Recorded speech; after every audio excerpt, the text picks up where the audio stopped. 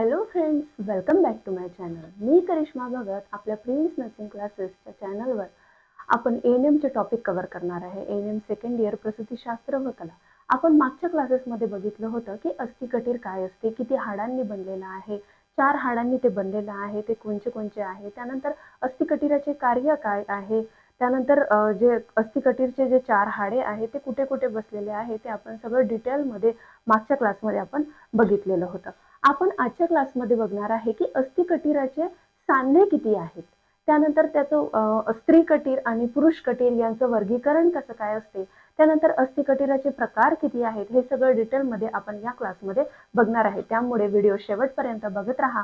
चॅनलला शेअर करा, सबस्क्राईब करा. चला सुरू करूया. आपण बघणार आहे कटीराचे सांधे.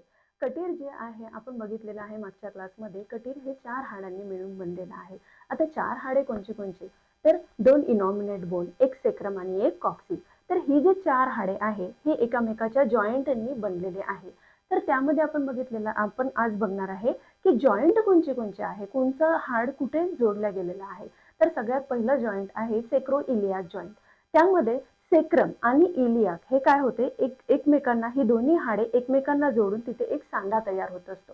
आणि तो सांधा तयार होतो, ते जे सांधे आहेत ते दोन्ही बाजूनी आहे, एक डाव्या बाजूनी आणि एक उजव्या बाजूनी. हे दोन्ही सांधे तयार होऊन तिथे आपलं कटीर तयार झालेलं आहे. त्यानंतर दुसरा सांधा आहे सेक्रोकॉक्सिजियल जॉईंट. सेक्रोकॉक्सिजियल जॉईंट मध्ये काय असते, तर कॉक्सिस हा एक हाड आहे, आपण बघितलेला आहे.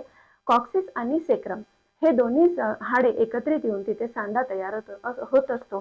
तर स्त्रियांमध्ये प्रसूतीच्या वेळी हा सांधा काय होतो, एकदम सॉफ्ट होऊन जात असतो आणि थोडं मूवमेंट व्हायला लागते. त्यामुळे काय होते, जो कॉक्सिस जो आहे तो मागच्या बाजूने ढकलला जातो आणि प्युबिक बोन पासून 2 लांबट असे फाटे पसरलेले आहे. आपण इनॉमिनेट बोन नंतर तिथे प्युबिक बोन सुद्धा बघितलेला होता आकृतीमध्ये. मागच्या क्लासेसमध्ये बघा तुम्ही, मागचा जो क्लास आहे त्यामध्ये बघा, तिथे दाखवलेला आहे आकृतीमध्ये की प्युबिस कशाला म्हणतात. तर त्या प्युबिस बोन मध्ये 2 फाटे पसरलेले आहे, त्याला रेमाय ऑफ द प्युबिस असं म्हणत असतात. हे लँडमार्क जे आहे ते लक्षात ठेवा, रेमाय ऑफ द प्युबिस असे म्हणतात. या 2 रेमाय मध्ये, आता 2 डाव्या बाजूने आणि उजव्या बाजूने असे 2 रेमाय तिथे लांबट 2 बाजूने पसरल्यामुळे 2 रेमाय तिथे बनलेले आहे. तर या 2 रेमाय मधील कोण सुद्धा फार महत्वाचा आहे. हे जे 2 रेमाय बनलेले आहे प्युबिस बोन पासून, एक डाव्या बाजूला आणि एक उजव्या बाजूला, तर यामध्ये जो 80 डिग्रीचा जो कोन तिथे बनलेला आहे, तर तो कोन खूप महत्वाचा आहे. तो कोन असा महत्वाचा आहे की ज्या वेळेस हा कोन बनत असतो तेव्हा आउटलेट जो डायमीटर असतो तो मोठा होतो. आउटलेट ब्रीमचा किंवा कटीराचा जो आउटलेट डायमीटर असतो ब्रीम कॅव्हिटीचा, तो मोठा होऊन तिथे काय होत असते, स्पेस तयार होत असते, तिथे एक मार्जिन तयार होते आणि त्यामुळे प्रसूती सुलभ होण्यास मदत होते. गर्भमस्तक लवकर बाहेर पडण्यात किंवा बाकी पूर्ण जेवढी पण प्रसूतीचे जे आपले स्टेजेस आहे त्या सुलभ होण्यास मदत होत असते. त्यानंतर तिसरा आपला राहिलेला आहे, तिसरा म्हणजे सिम्फॅसिस प्युबिस जॉईंट. एक आपण बघितला सेक्रोइलियाक जॉईंट, सेक्रम कॉक्सिजियल जॉईंट आणि तिसरा आपण बघणार आहोत सिम्फॅसिस प्युबिस जॉईंट.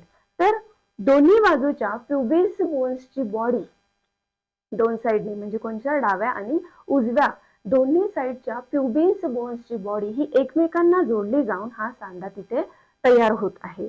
या सांध्यात 2 हाडांमध्ये, म्हणजे काय झालेलं आहे, आपली जो मणक्याचं जे हाड आलेलं आहे तिथे आहे हा जॉईंट, ठीक आहे. तर तिथे खुर्चीची चकती आलेली आहे. खुर्चीची चकती, त्यालाच मराठीमध्ये, त्या सांध्याला मराठीमध्ये खुर्च्यात्मक सांधा असे म्हणत असतात आणि त्यालाच इंग्लिशमध्ये कॉर्टिलिजिनियस जॉईंट असे सुद्धा म्हणत असतात. तर या सांध्याची ही हालचाल थोड्या प्रमाणात होत असते नॉर्मली. म्हणजे थोड्या प्रमाणात म्हणजे कसं, जेव्हा एखादी स्त्री गर्भधारणा केलेली नसते त्यावेळेस ती थोड्या प्रमाणात, नॉर्मली थोड्या प्रमाणात होत असते.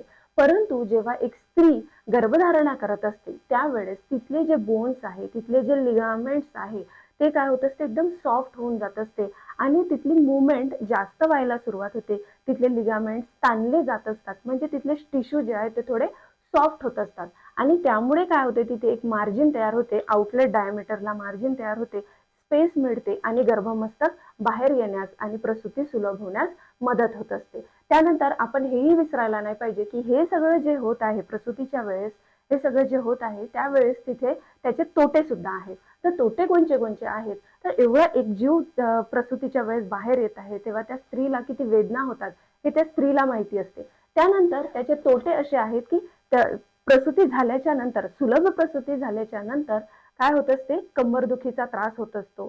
त्यानंतर चालताना जांघेमध्ये त्रास व्हायला लागत असते. ह्या सगळ्या गोष्टीचा त्रास तिला उद्भवत असतो. मी एकदा पुन्हा रिवाइज करते. आपण कटिराचे सांधे बघितलेले आहेत. एकूण कटिराचे 3 सांधे आहेत. सेक्रोइलियाक जॉइंट, सेक्रम कॉक्सिजियल जॉइंट आणि सेक्रम सिम्फॅसिस प्युबिस जॉइंट असे 3 सांधे आहेत. त्यानंतर आपण बघणार आहे कटिराचे खरे कटिराचे भाग.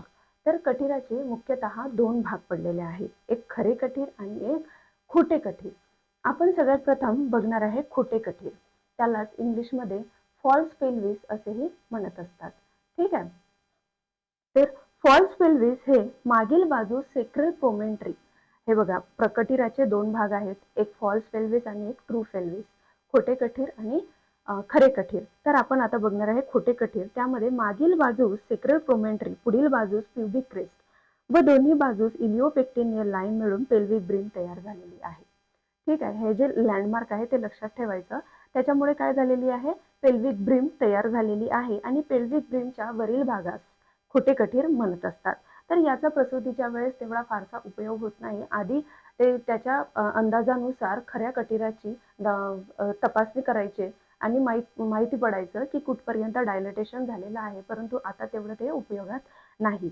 त्यानंतर आपण बघणार आहे खरे कटीर, ट्रू पेल्विस. तर ट्रू पेल्विस कशाला म्हणतात, ब्रिमच्या खालील भागास खरे कठीर आहे, वरच्या भागास खोटे, खालच्या भागास खरे.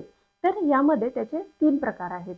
3 भागामध्ये त्याला खऱ्या कटिरामध्ये डिवाइड केलेला आहे. एक इनलेट, एक ब्रिम आणि एक इनलेट, कॅव्हिटी आणि ब्रिम. तर आउटलेट. तर सगळ्यात पहिले आहे इनलेट. याला ब्रिम असेही म्हणत असतात. तर ही मागील बाजू सेक्रल प्रोमेंट्री, पुढील बाजूस प्युबिक रेमाय व दोन्ही बाजूला इलिओपेक्टिनियल लाईन्स मध्ये मिळत असते. गायनिकोइड पेल्विसमध्ये सेक्रल प्रोमेंट्रीचा उंचवटा वगळता ब्रिमचा आकार गोलाकार आहे. ठीक आहे. गायनिकोइड जे हे आहे पेल्विसचा जो प्रकार आहे किंवा साईज आहे तो नॉर्मल असतो. त्यामध्ये ब्रिमचा आकार आपल्याला गोल असायला पाहिजे असते. तर त्यामधला तो गायनिकोइडचं एक्झाम्पल देऊन आपल्याला इथे समजावून सांगितलेला आहे. त्यानंतर कॅव्हिटी. ब्रिमच्या नंतर आणि आउटलेटच्या पहिली जी मधातली जी पोकळी असते त्याला कॅव्हिटी असे म्हणत असतात. तर आउटलेट, वरील कडा, बाहेर जे आपल्याला निघाल्यानंतर दिसणार की वरील कडा ही इस्चियल स्पाइनने बनते. यामधील अंतर म्हणजे बाय स्पाइनस डायमीटर हा होय. आणि हाही प्रसूतीच्या वेळेस खूप महत्वाचा असतो. तर यामध्ये फक्त कटिराच्या भागामध्ये एक खरे कटीर आणि एक खोटे कटीर. त्यानंतर खोटे कटीर तेवढं आता ब्रिमच्या वरच्या भागास खोटे कटीर म्हणत असतात आणि त्याचं प्रसूतीच्या वेळेस आता तेवढं तात्कीकरण होत नाही. परंतु ट्रू पेल्विस जे आहे त्याच्यामध्ये त्याचे 3 प्रकार दिलेले आहेत. एक इनलेट, एक ब्रिम आणि एक आउटलेट. बस एवढंच लक्षात ठेवण्यालायक आहे. आता आपण बघणार आहे स्त्री कटीर आणि पुरुष कटीर. आता हे कटीर जे आहे ते दोघांमध्ये खूप मोठा फरक असतो. खूप मोठा म्हणजे थोडं लिटल प्लस मायनस आहे, पण तो आपल्याला लक्षात ठेवण्यासारखा आहे आणि हे पेपरमध्ये विचारत असतात, फायनल एक्झामला विचारत असतात. त्यामुळे हे बाय हार्ट करून ठेवा. मी तुम्हाला याचे नोट्स सुद्धा देणार आहे की स्त्री कटीर आणि पुरुष कटीर मधले एकदम सोप्या भाषेत मी तुम्हाला नोट्स देणार आहे. त्यामुळे तुम्ही ते नोट डाऊन करा आणि आपण आता स्त्री कटीर आणि पुरुष कटीर याच्या स्पष्टीकरणाला किंवा याच्या फरकाला सुरुवात करूया. तर स्त्री कटीर व पुरुष कटीरातील फरक. स्त्री कटीर आणि पुरुष कटीर. सगळ्यात पहिला पॉइंट आहे की याची हाडे जी आहे स्त्री कटीरामध्ये गुडगुडीत असतात, तर पुरुष कटीरामध्ये ही हाडे खडबडीत असतात. आता आपण इथे पॉइंट घेतलेला आहे की स्त्री कटीराची हाडे आपण हा एक पॉइंट घेतला आहे. तर स्त्री कटीरच्या कॉलम मध्ये येईल की स्त्री कटीराची हाडे गुडगुडीत आणि वजनाला हलकी असतात. आपल्या सगळ्यांना माहिती आहे की स्त्रीचं शरीर हे थोडं हलकं असते ॲज कम्पेअर टू पुरुषांच्या शरीराच्या. तर आपल्याला लक्षात ठेवायला सोपं जाईल की स्त्री कटीराची हाडे गुडगुडीत आणि वजनाला हलकी असतात, तर त्याच्या कंपॅरिझन मध्ये पुरुष कटीराची हाडे ही खडबडीत असतात, कमी चिवट असतात व वजनालाही जड असतात.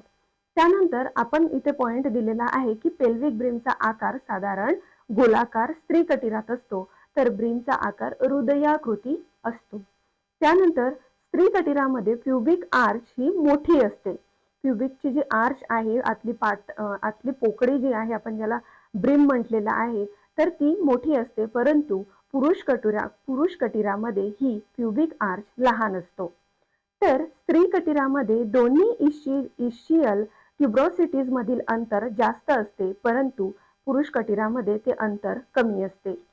त्यानंतर सेक्रम रुंद व उथळ असते, तर पुरुष कटिरामध्ये सेक्रम अरुंद व खोलगट असते. 6वा पॉइंट आहे की पेल्विक कॅव्हिटी गोलाकार आणि उथळ असते स्त्री कटिरात, तर पुरुष कटिरात पेल्विक कॅव्हिटी अरुंद व खोल असते. स्त्री कटिरात पेल्विक आउटलेट रुंद असतो, परंतु पुरुष कटिरामध्ये पेल्विक आउटलेट हा अरुंद असतो.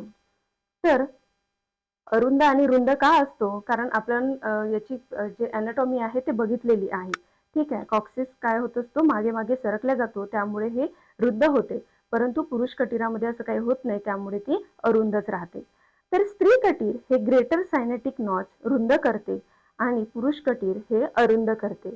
तर खोटे कटीर जे आहे ते स्त्री कटिरामध्ये रुंद असते, परंतु पुरुष कटिरामध्ये हे अरुंद असते. स्त्री कटिरामध्ये कटिराचे सांधे जास्त प्रमाणात ताणले जातात.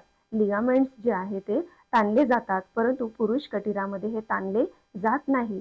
तर स्त्री कटिरामध्ये 90 अंशाचा कोन प्युबिक तयार करतो, परंतु पुरुष कटिरामध्ये 90 अंशापेक्षा लहान कोन असतो.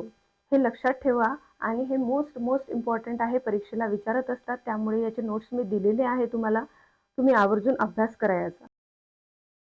आपण स्त्री कटीर व पुरुष कटीर यांच्यामधील फरक बघितलेला होता.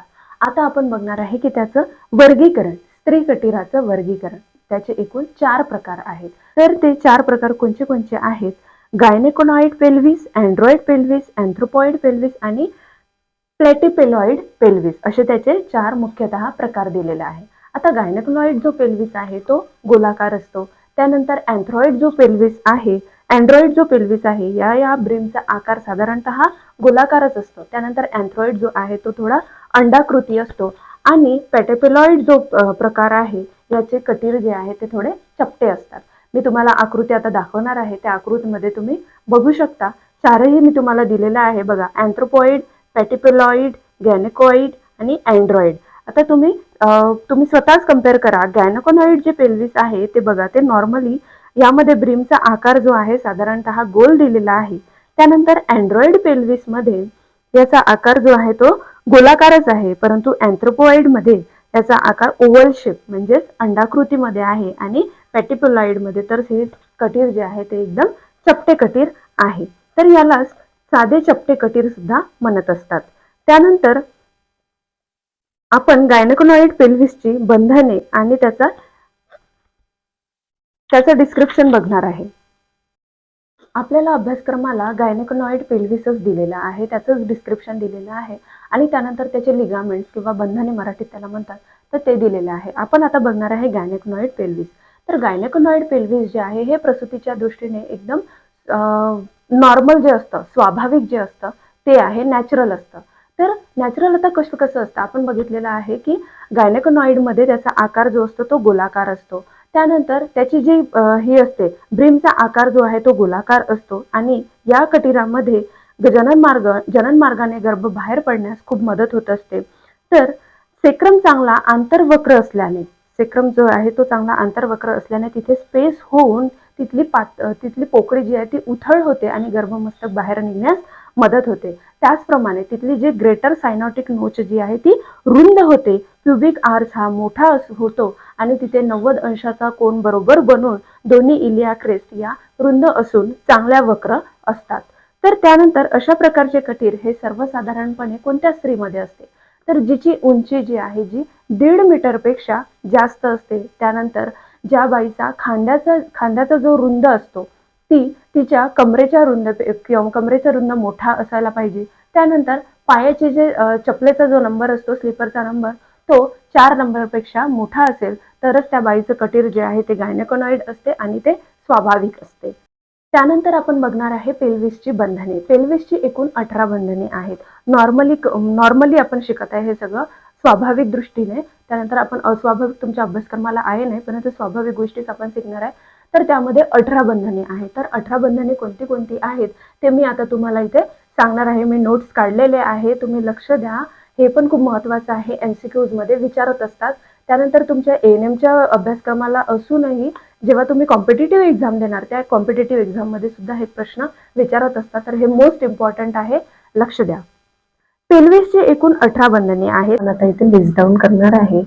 तर 2 लिगामेंट्स आहेत. एका नावाचे 2 लिगामेंट्स, म्हणजे दोन्ही साईडला मसल्स बनलेले आहेत. तर कोणाचे 4 आहेत. तर सर्वात पहिला आहे ओपार्टस लिगामेंट्स, हे 2 आहेत. सेक्रोस्पायनस लिगामेंट्स सुद्धा 2 आहेत. सेक्रोट्युबरस लिगामेंट्स 2 आहेत. प्युबिक लिगामेंट्स हे 4 आहेत. त्यानंतर इलिओलंबर लिगामेंट्स 2 आहेत.